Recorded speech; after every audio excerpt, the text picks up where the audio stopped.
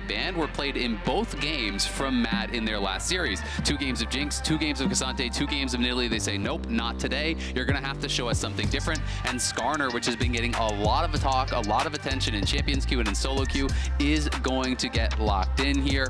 We have had it play a couple games already in the jungle. Can be a very strong pick.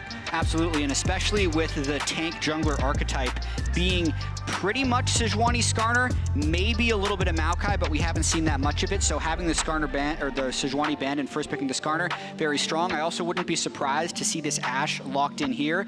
It was banned in both of Mad's games on day 1, and it was banned in 2 out of 3 of PSG's games on day 1 as well. So I think that's going to continue to be a high priority pick if it's not banned. Yeah, Wukong continuing its high priority as well. It is already the most picked jungler so far in play-ins and is going to continue that trend here, as it likely will be going to JunJia there in the jungle. Of course, it can theoretically be flexed to top lane, but you don't see that very often. So we are definitely operating on the assumption that it is going to be in that jungle.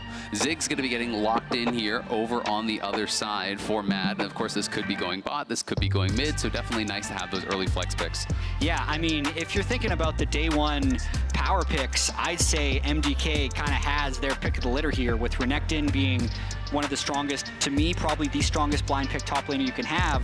And then Skarner and Ziggs were banned out of their entire series on day 1. So they have what they think to be a very powerful 1, 2, 3, I'd have to say. Yeah, I mean, it's also really interesting because while Ziggs is very common in the meta, it's not been common for MDK. Not a single game played by Supa or Fresskowy this whole year, you know, in the LEC. So it is a new pick that they're obviously going to be bringing in here. And that's just a blind pick Akali. We don't have the mid laner yet for Fresskowy. There will be 2 bans that PSG will be able to use to protect Akali, but this is just Maple tripling down on what's worked already. He won both of his games of his previous series with Akali. I mean, he looked really good on it. You know, even early on in the lane was playing it out very well, was such a big factor in their series win. Definitely was dominating on it. As you said, they do have some bans to, you know, throw towards MDK to try to protect that, but it is going to be Leona getting taken away for now. And we'll have to see, you know, is this going to be mid Ziggs? Is it going to be bot Ziggs? Bot definitely is kind of more common these days, but mid can be really powerful as well. Definitely a possibility to have that flex. I also want to talk about Maple's Akali just a little bit more. I liked his post-game interview after they had the poor meta read in game 1, picking pretty much champions that were meta 3 patches ago before Worlds. He simplified it. He just said, we wanted to do less laning, more fighting. And he seems like they want to do that here with Akali, Wukong, and AShe all having pretty big go buttons with their first 3 picks. And it's going to be so interesting, you know, to see what kind of strategy MDK comes out. Obviously, they did back-to-back lane swaps. You know, that was really a lot about enabling Supa on the Jinx, funneling as much gold as possible into his pockets. But lane swaps can be quite effective with the Ziggs as well. Obviously, crushes through towers can be pretty effective there. Final bans coming through here from PSG. It is going to be double support bans towards Alvaro here with the Nautilus and the Leona getting taken away. And if they really want to pinch the pool, they could even grab something along the lines of a Rell or an Alistar and really kind of try to limit his options. They actually got the Vayne ban out of MDK. They won with it technically in game 3. Udyr has also been one of Azhi's big picks. He pulled it out at MSI. It's just a hover for now, though. I think that's fairly bold to pull out against Renekton. But it's locked. Yep, it's going to be locked in. So some new picks coming through in play-ins. Going to be the Udyr coming out here for PSG. Pretty melee heavy, though, you have to say. It's 3 melee laners up on the top side. And MDK now having the option to respond. Still waiting to find out if this is going to be mid or bot and what exactly they are going to do. Yeah, and what kind of advantage can Myrwn get in the top lane? The Camille hover seems interesting, but unlikely since we are expecting Renekton to go top lane. Yeah, unless they're really cooking. Oh, they're going to lock it. They're cooking. This could actually they might throw the Renekton mid. This could be Renekton mid. This also could be Camille support, which is kind of a bit of a throwback. So there are some different options here. They are putting out a lot of different potential flex picks here. You know, Ziggs can go in different roles. Camille can go in different roles. Renekton can go in different roles. Even Skarner technically could be top, though we haven't seen it in top lane in a long time. I'm not expecting that. But you can see the smile on their faces. They are absolutely cooking, and it looks like they are going to be rounding this out. Rell, you know, potentially to get locked in here. So it is going to be Rell support. So we are going to be having solo lanes of the Renekton and the Camille. Where each one goes remains to be seen, but I am kind of expecting the Renekton to go mid. It is very strong against a lot of these kind of evasive mid laners. You know, Yes. traditionally it was considered a really big counter into like champions like Yasuo and stuff, but it also could be quite strong into the Akali, I think. And I also feel like Camille definitely can match up pretty well against the Udyr, though the early lane could be quite difficult. So, you know, maybe they want to put that mid and then have the Camille splitting later against the Udyr once you start to outscale. Yep. I'm not exactly sure where they're going to go, but I am predicting it would be Renekton mid. And also, MDK swapped both games that they played so far at Worlds. So maybe they're just going to do that to PSG and do a skill check on how much lane swap movement they have memorized. I do want to call out some support stuff, though. I saw PSG trying to pinch the engage supports, but obviously leaving Rell open. Originally, I was going to say they could have actually just taken away that engage support option, but seeing the Braum locked in on 5 for PSG, I really like that into this team composition with so many melees. Ziggs is the only one who can really attack from range. It's going to be very hard for MDK to play into that AShe Braum later in the game. Yeah, absolutely. I mean, Udyr is very disruptive as well. You can be running around in bear stance, just constantly stunning these people up. You can have the Phoenix Unleash on the ultimate. You know, that's an AoE slow and damage, so it can be quite difficult. But at the same time, as we know, Ziggs Camille, such a classic combo, so strong. You go in with the ultimatum, the Ziggs all comes over the top. They're going to be targeting Betty here on this AShe almost every single time, you have to think, and it's going to be up to his teammate. Any melees in a match, oftentimes it ends up degenerating itself into a stat check. It's an absolute brawl. I'm so excited here. We are kicking off game number 1, MDK versus PSG here. We'll have to see if this draft is going to work out for MDK. They are really cooking with it. And we can see both teams just kind of fanning out, not looking like any sort of a lane swap is going to be happening for now. Ziggs down on that bottom side, but PSG obviously we're anticipating that there could be a move up and towards that top side jungle, and you can see just how well Maple did the other day on Akali. And this is the average of his 2 games. So that was plus 22 CSD at 14 on average. It would be 44 CSD at 14 across the 2 games. And with the Braum AShe, PSG do get to bully their way around and get any early information they want because their level 1 is just straight up stronger. That's why you see MDK backing away, and that's 2 wards placed early. But I gotta say, Alvaro has his sweeper. He's just not actually able to move in because he could instantly die if he checks the wrong bush. Well, and AShe's still not heading up towards top lane now, you know, pinging for assist up there, so maybe you can walk up towards that top lane now. Fresskowy trying to get a little bit of info, but it is risky to walk into that area. We can see Braum, you know, heading down towards bot, and Supa intelligently sitting here trying to harass a little bit as they do walk in, but Woody able to trade back with the Q. And a little bit of counter jungling early on from the Wukong. I'm really curious to see how this plays out because it looks to me like PSG was really anticipating a swap, but didn't really want to swap. And that's one of the advantages of swapping on day 1 of Worlds is MDK kind of has PSG guessing now where they just set up for standard lanes. So AShe just had to use his Ghost to get back up towards top lane, but he did get all the experience there, so obviously it is worth using. They weren't sure exactly what the start was going to be. There will be a trade back from Elyoya, who is going to be able to invade and take away the Raptors at the very least, and we can see JunJia on the other side is going to do a full camp clear here. Myrwn really going to be struggling against that early power that the Udyr does bring. That is how a lot of these matchups go against the Udyr. Really can bully you out early and kind of has to create a big enough advantage that the scaling difference doesn't necessarily matter later on. But this is actually pretty clever here from Azhi. He's going to go and actually check if the red buff is being taken by Elyoya. Elyoya, of course, has not yet started it, so Azhi will get that info that the Krugs are gone, but at least we'll be able to defend that red buff. And JunJia's going to cross and be able to take double red, so he will go up a camp at the very least. Really good damage onto Fresskowy as well here. Sure, a little bit gets traded back, but they also should know that the top side of their jungle is fine. So Wukong should be completely okay to get a lot of experience here. Yeah, exactly. He's going to get the extra camp advantage, going to get the double red, going to be feeling quite good about that. So the early game going pretty well for PSG, but of course the gold is basically dead even, is just, you know, going to be a tiny little advantage there over on the other side. But all this trading that JunJia was able to get done onto Fresskowy, of course, is going to force him to take the early base. And the Hawk shot, always so annoying for junglers to deal with, will spot out Elyoya over on the Gromp. I definitely say, even if the gold doesn't show it, the advantages have been in the favor of PSG. They got to be the ones to do the early invade.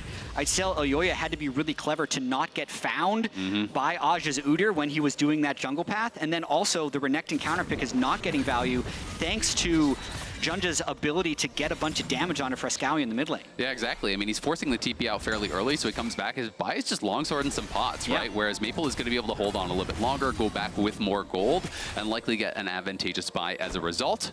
And as Akali does get more levels, you know, this matchup is going to become less of a big deal, though I don't really expect Akali ever to be able to get any sort of all-in kills or anything like that. Akali's more just going to be looking to farm up in this lane and then hopefully be able to pressure that back line in the team fights and really make Supa's life a nightmare. The back line of Ziggs. The back line of this one Yordle, yes.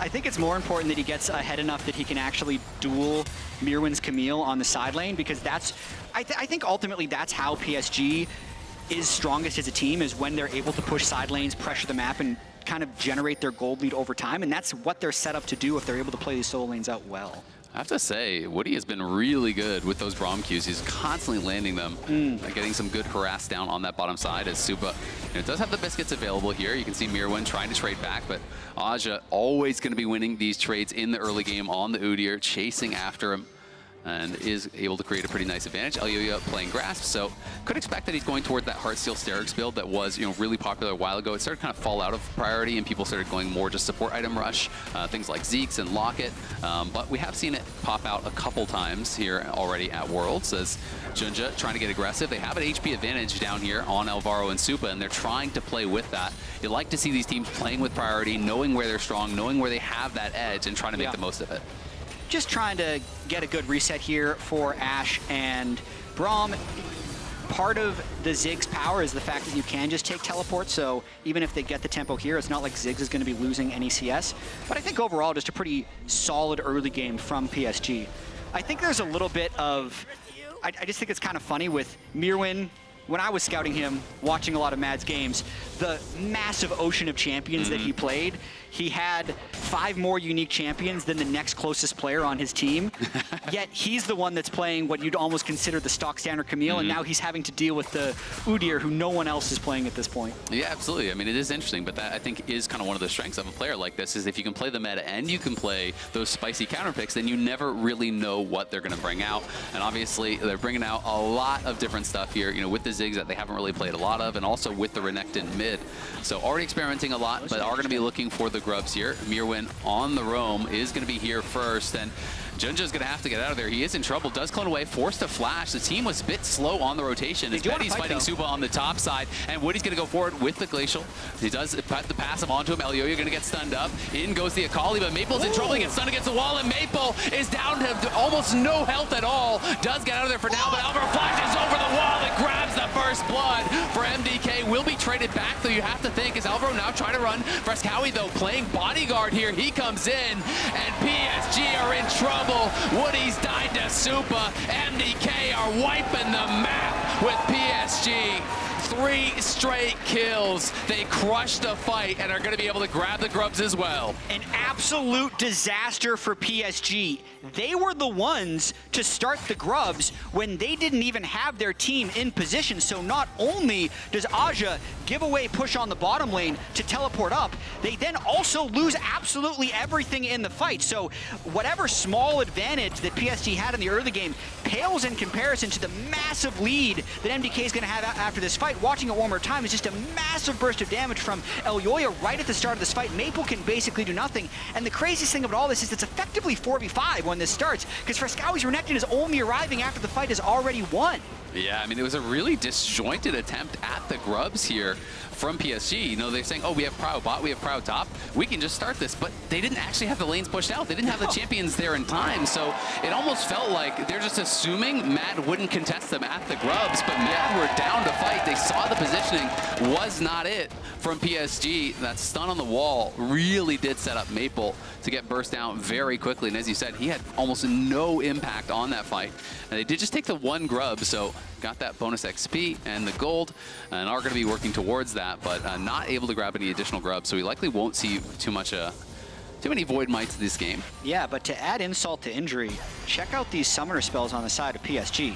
Nobody has any except for Smite, whereas MDK, the only one missing Flash is Rell. Everybody else still has it. So not only do they have the gold lead, they'll have the temporary summoner spell advantage to take the rest of these grubs, or probably even move down to Drake if it doesn't get taken here early by PSG. Yeah, going to be feeling really good about their position here.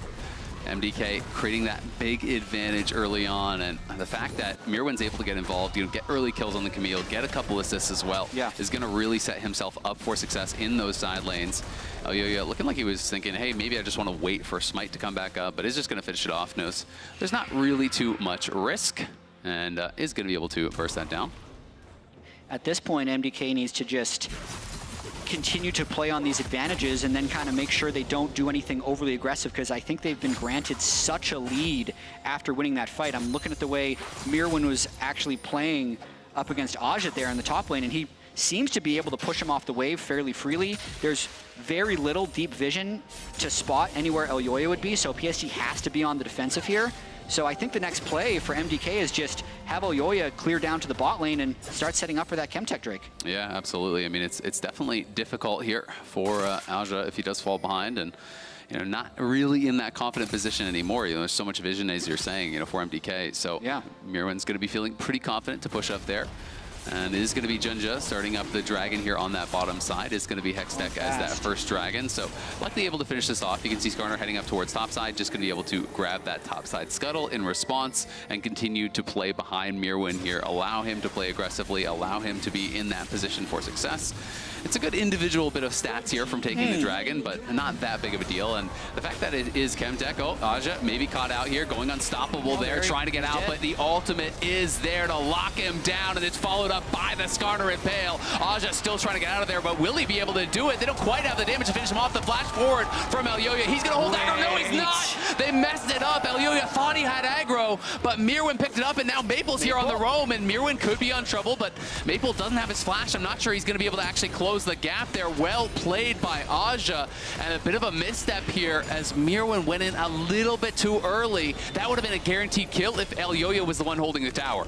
That is huge right there that AShe is able to live through that. It looked like he mistimed the unstoppable on his empowered bear stance because he was trying to use that to prevent the Camille ult. So I thought after that failed, it was going to be an easy kill, but they just did not have the fatal damage. No Trinity Force yet on the Camille, no completed item yet on Elyoya. He is going towards that Heartsteel, and the Udyr just ends up tanking it up and staying alive. That could have been not only a kill, but numerous plates, and it really would have broken the game open. And that's both flashes and both ultimates for really nothing. He didn't even have, I don't even think he had ghosts to use, so he's able to get out of there, and that's going to leave you feeling pretty good, though MDK still extending the gold lead here, feeling really good about their spot thus far. It is already a 1,400 gold lead.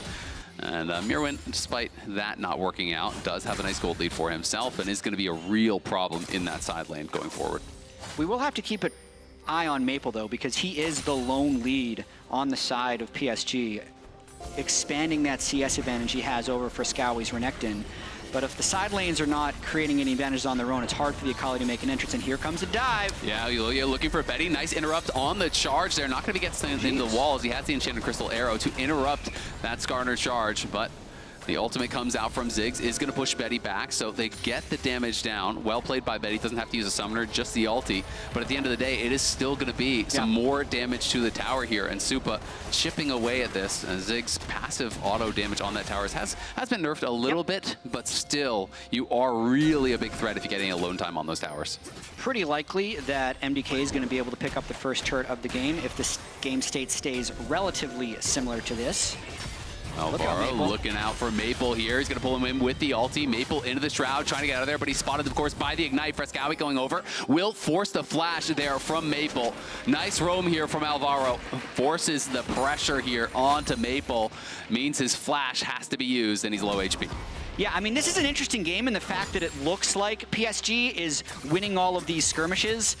AShe's ability to escape the gank top lane, Betty's ability to prevent the dive bot lane, and Maple escaping there. But then when you think about it, PSG's not making any plays. These outplays are actually them just not losing more than they already were. So here's yet another one. Let's see if he can escape. Yeah, AShe potentially in some trouble, but the TP is there to support him. Maple looking to wrap around. We don't know if that was fully spotted by them, but they're back here on the grubs. It's just those two that already are remaining. So MDK has already grabbed 4. They're going to try to look for 6, but PSG is coming in here. Look at Alvaro and Fresskowy in the backline, already here onto Woody, and on the other side, it's the ulti coming out from JunJia. AShe is just chasing after Supa, trying to keep him him out of there as Maple is skirmishing here on the side, and Myrwn's getting burst down. The Hextech ultimatum comes through, but the Impale is massive from Elyoya, but it doesn't even matter. PSG running over MDK as back-to-back grubs fights go the opposite way this time. First it's MDK crushing, and then it is PSG returning the favor and taking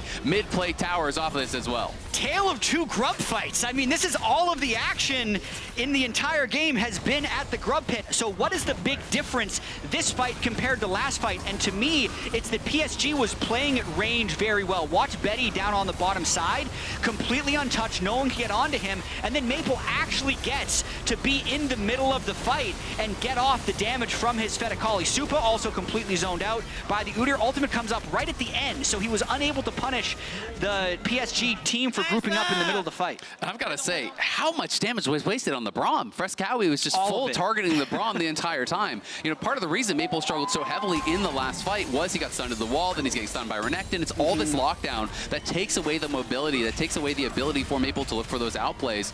So I do think Fresskowy definitely wasting almost all of his damage there on Woody. Doesn't even end up killing him. He had the Unbreakable up before he even got stunned.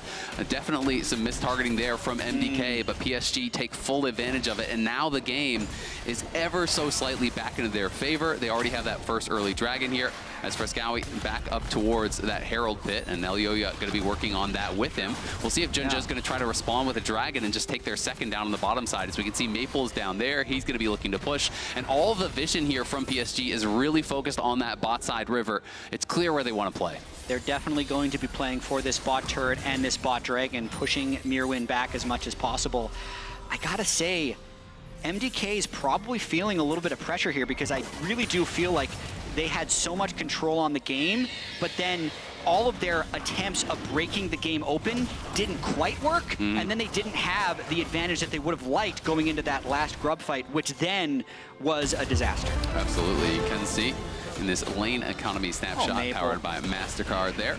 As Elyoya looking up towards the top side, AShe pretty far back, has outranged it, so we'll be okay, just back it up. We saw that power from Ziggs though, ulting down towards bot lane, was able to push the previous siege here from PSG, but now with 3 members down there, plates have fallen, Myrwn has no chance to defend this, and you can also see that Maple adjusting his build here against this melee-heavy, pretty tanky team. He does go towards the Leandries as opposed to kind of this really bursty build that he was actually doing yesterday, and I think it makes a lot of sense. And it looks like MDK's actually trading up. They've gotten 2 turrets for 1, but now there's an Udyr flank. Yeah, AShe in some trouble here potentially, but they don't quite have the damage to burst them down. Elyoya's coming down, as is Fresskowy. All 5 members from MDK are here, but a nice pink ward over the wall does spot it, so Maple gonna finish his recall, and PSG just gonna play for mid lane prio. Yeah, they're going to try and equalize this trade. Right now it's 2 turrets to 1 in the favor of MDK, with PSG getting the bonus for the first turret. And it doesn't look like they're going to be able to push in and finish off this mid turret for now, with Ziggs there for the defense. So temporarily, that's a gold positive play for MDK. Yep, feeling pretty good about it. Elyoya continuing to farm away, does have the Heartsteel now completed. I'm expecting Hysterics. That kind of seems to be the popular build alongside this. Anytime you see Grasp, it generally does signify that's what they're going to be going for. And when you're playing against such a melee-heavy comp, there's going to be a lot of brawling, long team fights where he could get a ton of value out of Heartsteel. You're going to be proccing that on multiple members, not only stacking up the HP, but it does a significant amount of damage. So I do think a build like this could be quite strong in this sort of game, as long as Elyoya can keep up his farm. I'm a big fan of this Skarner build. He could really take over if he's able to get a few kills, but as of now, the game is really tight. And Azale, how about Maple? Like, literally his first Worlds game was over 12 years ago. He was on the Gamma Bears against, at the time, SK Telecom T1. We have some of these Eternal players as they're going to be dropping the Herald down on bot side. AShe trying to keep the wave away, but it won't really matter for long. JunJia, Woody, Betty all coming down, and Supa maybe actually caught out. He has to flash away, but JunJia chasing after him, and here comes AShe. He's got nowhere to go. Fresskowy trying to buy some time for him as JunJia is getting low. Supa can't quite finish him off. JunJia gets the kill. They force the flash. They do take down 1 tower and make it a second charge, but at the same time, it's going to cost them multiple kills. And how much can PSG get off of this? Supa just caught in transition. position. They will, in fact, get that second charge from the Herald. So they do get one tower. They do get some damage on a second. But that for 2 kills, I don't really think it's worth it because Azhi's going to push out bot, and he's going to get some damage on himself. Yeah, I mean, fighting versus laning, as PSG said in their post-game interview 2 days ago. That's now 3 kills on both the Udyr and the Akali, and it's going to give them that side lane advantage as this game progresses, because even if the overall gold is about the same, the Akali and the Udyr are both getting stronger individually. So right there, Azhi just completely overpowers the Renekton, runs straight through him into Supa Ziggs, and it just gives Ziggs absolutely no chance to retaliate, and now Maple's going for Myrwn. Myrwn very low. Azhi's coming in for the reinforcements, but Maple doesn't even need it. Executes Myrwn in the top lane. He is on fire on this Akali. 3 straight games, looking incredible on it. He's the only one playing it, and he's gonna likely force a ban in the next game, especially if PSG ends up winning this game. When you have that much continuous success on the same champion, you're gonna wanna switch something up. So just, it looks like MDK is just a little bit out of sorts after being in control about 10 minutes ago. And I will say, in the team fights, Udyr is going to be such a problem. Sure, if it's in an isolated 1v1 over time, you know, Camille with so much true damage on the Qs could really focus you down, but like, who is supposed to kill Udyr in the 5v5? Yeah. Right? Like, Camille can't actually just sit there and attack Udyr in a 5v5 and expect to win. You can't ignore the AShe, you can't ignore the Akali. So that is going to be really problematic, because when he's this strong, he can just be charging straight at Supa, keeping him completely out of the fight, and if Supa pulls too far back, then all of a sudden he's just turning around and stunning and disrupting all of the melee for MDK. So I think the Udyr is going to be quite a problem here for MDK as we go forward. PSG already have those 2 dragons. They're looking towards a third. A nice crash down there from Alvaro. Does dodge the enchanted crystal arrow, but it is going to be Mountain Soul, which again, in a game like this, where it is just this melee brawl, is really a lot of stats, a lot of additional power. And MDK is going to have to try to set up for it, try to contest this next dragon, and that's exactly why they are here early and why they're trying to fight for these wards. I mean, their setup is actually pretty good. They got deep push in the top lane. It allows Myrwn to run down already. Azhi has no teleport, so he's going to have to clear that wave and then slowly move down. But while he's up there, PSG is not allowed to enter the river because MDK could probably burst one-shot someone. So this would be where MDK do need to at least get this dragon and continue to accelerate the game, because I completely agree. When you look at the damage of Ziggs versus AShe, one of those things is not like the other in terms of its ability to scale and kill tanks in the late game. Yep, absolutely. But Azhi is here now, and they are regrouping with the team. JunJia a little bit behind. Maple, of course, trying to play on the flank. Azhi just walking forward, being so annoying here for MDK. You can see Myrwn on the side looking for a flank, but he's warded out as well. And Fresskowy trying to threaten the backline. This is getting a little bit awkward. JunJia has been split out from the rest of the team. Nice clone, does dodge away, and he's going to get a double knock up here onto Fresskowy. And on the other side, it's Myrwn going after Azhi. JunJia's in a lot of trouble. Woody's down already. JunJia goes back in, tries to flash out, but he can't do it. Maple's in the backline, does get 1 kill with the perfect execution. Now going back in with the shuriken flip. Can he do it in the 1v2? It doesn't look like it. Maple tries to make it happen, but he's down. And it's Betty and Azhi versus the world here. Elyoya trying to chase after him. Myrwn waiting for those cooldowns. Can't quite go in to finish him off, but Mad take the fight and critically take the dragon here, stopping the march to Soul. What a bloodbath, and watch Elyoya and Fresskowy in this fight. They're the ones who are able to initiate first, and they don't give good angles for PSG to come into the fight. After they're engaging on the Wukong, it's the Rell that flies over with the good Ziggs combo, getting massive AoE damage, and it just splits PSG up enough. Betty wasn't really able to get into position to fight, and all of this fight was originally set up by getting the deep push top lane and being the first to control river, because the fact that PSG had to approach through that choke is why MDK could find the clean engage. I mean, so much credit. That Rell engage was sick over the wall as well. Like, remember that previous grub fight that they lost, how much damage they dumped into Woody? This time Woody died instantaneously. I don't even think he was able to get the Unbreakable up. He got burst out completely. Maple was doing a lot of work, was close almost to having, you know, enough damage to actually finish off Supa and Alvaro, but wasn't able to do it. And you can see Supa putting in a ton of work in that fight. Nearly 4,500 damage coming out from the Ziggs, and he is working towards that death cap. He is not going for a cowardly build. You're not rushing towards Zonia's. He is just saying, you know what, I will position properly, and I will really punish you if you are out of place. Maple now looking here for Fresskowy. Fresskowy trying to retreat back towards his team. The shuriken flip does hit. The dominance is going to be popped. Alvaro is here, and I think that may mean he backs up, but JunJia's going in. They have the TP coming through. A nice Magnet Storm interrupts him, snaps him out of the air, and in comes Elyoya, stunning JunJia. He's going to go back in, trying to get some healing. He can't get it done. Azhi's in the middle of everyone, but that's not where you want to be. MDK crushing through. They get the fight, and they're going to get the Baron. What a huge play there by Matt. Fresskowy gets taken in the 1v1 by Maple, but Alvaro arrives at just the right time to prevent the execution, and then Fresskowy isn't even dead by the end of it. That is the swinging point of the game. And I think that was Alvaro actually snapping Maple out of his shuriken flip, out of the air there, interrupting the damage, because if you actually get stopped midair, you stop that damage coming through. He CCs him out of the air as he tries to go in and finish off Fresskowy. They all turn on Maple. They burst him down. I want to see if that's exactly what happened. Yeah, so you can see when Maple lands this E, he thinks he has the execute damage, but he has to make it through the Rell, and it is the ultimate there. That was sick. So sick. He's played so well in their 2 games on day 1.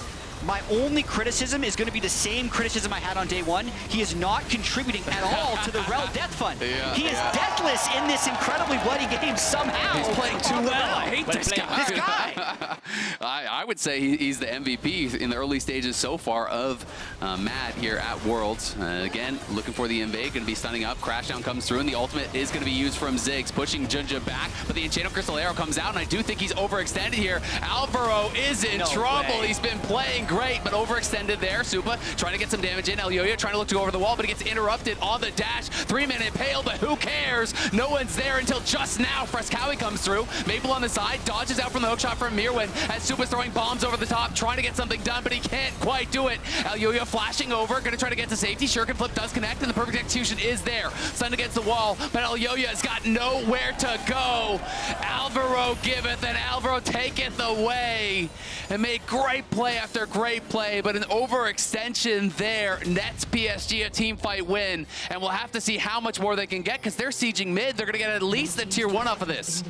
Baron power play, curse of play-ins seems to be one of the themes. Azhi's probably going to die here. Might have gone too far. Here. Maple is going to go in over the wall. Potentially he's going to go in for it, but I don't think he should have. The hookshot is there. He's in the shroud. Betty's around, but Betty's too low to really go forward. Now the passes come, and he's back. Alvaro making good on the mistake from earlier. Finds the re-engage as the overchase from PSG just kills them. What a mess. This has got to be the strangest type of back and forth game that we've seen, because we were expecting it to be such a snowball with this many melee champions in the game, but the numbers advantages with the fights that these teams are taking are making it back and forth. The original fight there was just a huge numbers advantage for PSG at their own blue buff, and then that was a ridiculous overchase by Azhi, Maple, and Betty to have 3 deaths at the back end. I mean, the gold swing on this is actually crazy. It went from MDK up a couple thousand gold to dead even to back to MDK up like 4,000 gold in the span of about 2 minutes, and here is that initial play. And you can see Alvaro really feeling strong, but you can see Camille mid lane and Skarner is just approaching from the jungle, so it's 5v3 for the majority of the fight. And then this ultimate would have been great for Elyoya if anybody was actually there. There's no Ziggs up available. Fresskowy's a little bit too late to the show, so when they actually do fly in, it is going to be a losing battle, and this absolutely looked like a throw until they were able to pull it back with the extended fight in the top lane. Yep, absolutely. And now, at the end of the day, that Red Bull Baron power play plus 3K for MDK, and they're going to be able to get the tier 2 tower right after that.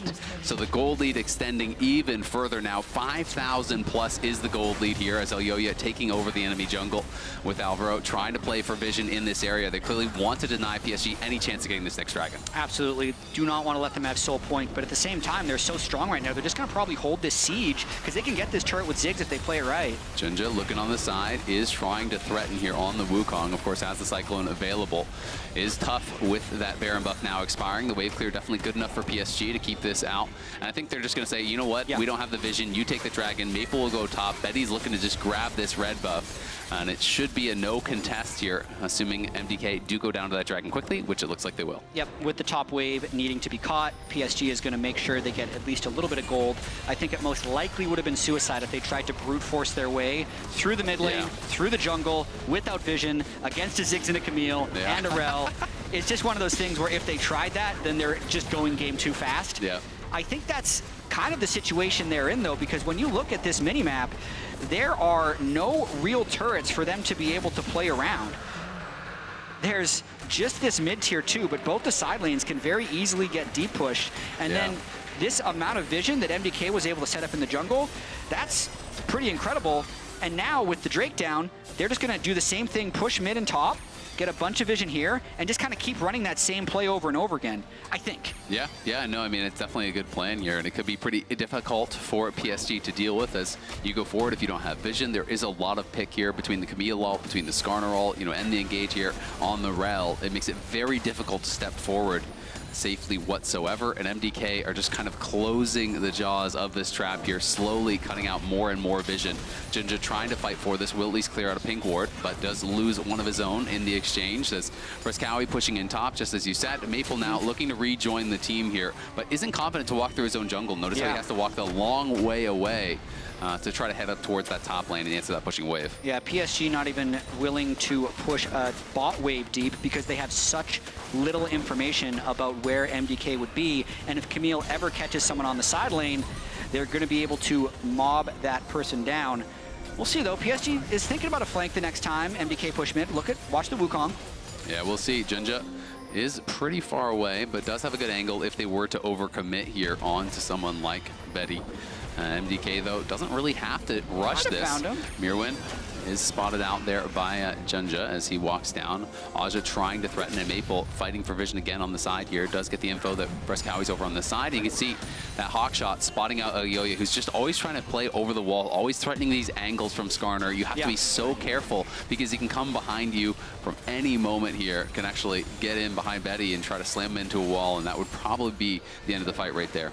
Yeah, but just as an update, this sequence seems like it's been a little bit slow, but it's exactly the way that MDK needed to play this, because as you can see on the minimap, they have actually moved their vision towards Baron. So they were slowly pushing in the top wave, slowly pushing in the mid wave. The wards on this side expired, and they placed new wards over here. So they've done their job, so to speak, with the Baron spawning now, keeping the mid wave pushed deep, and now they're going to kind of continually force PSG to try and gain this vision back, and ultimately that's going to be where they find their fight to win the game if they win, or where PSG is going to have to find their way back in, is manufacturing some fight with such limited information. Exactly, and you can see Supa just TP'd back in off that base, has the Void Staff now, has the Death Cap already, so he is massively strong. You know, one ulti on top of Betty could really be lights out. Doesn't require much more than that. Just a Camille ult plus a Ziggs ult onto Betty could really be the end of him. Of course, you know, Woody is going to be trying his best to peel, and Oz just going to try to best to actually keep Supa out of the fight as much as he can, so they can't look for that.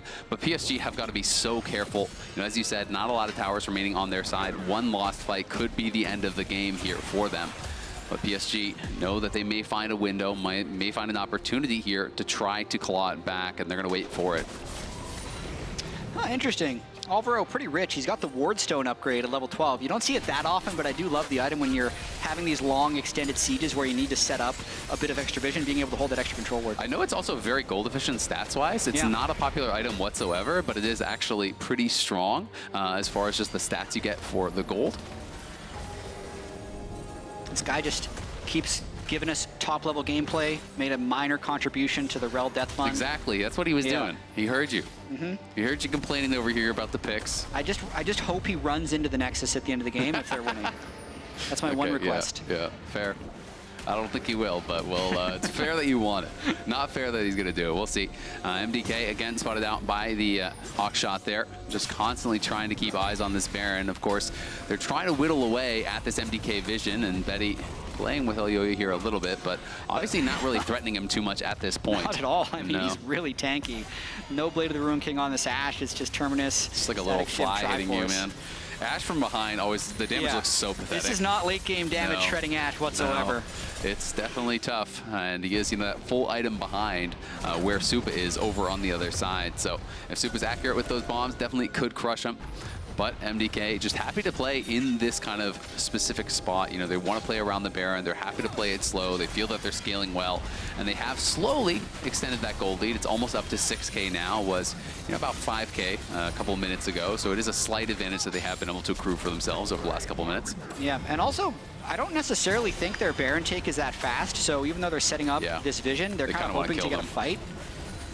As Azhi trying to fight for some vision here on the side, but again, 5 MDK just playing in this topside jungle. No one answering the wave on bot side, and For now, we are going to have the Udyr running up to top to try to push that wave out once again. Now with the second dragon here spawning down on the other side, it does kind of split the attention of the teams.